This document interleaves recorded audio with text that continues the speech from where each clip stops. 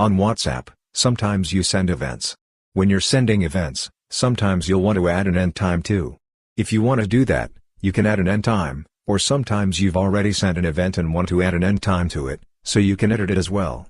Anyway, in this video, we'll show you how to add or edit the end time on WhatsApp events.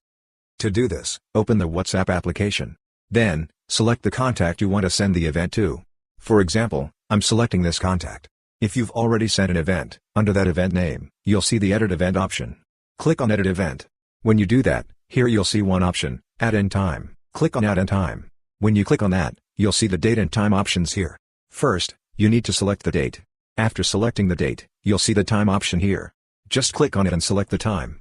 For example, I'm selecting this time. After that, click on the Send button. When you do that, the event will be edited. But if you're creating a new event, click on this pin like button. When you click on that, you'll see the event option. Click on Event.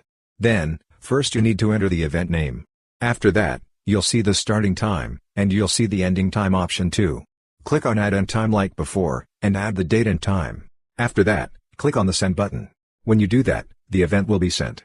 So, this way you can easily add or edit the end time on your WhatsApp events. I hope this video was helpful for you. If you found it helpful, consider subscribing. See you in the next video.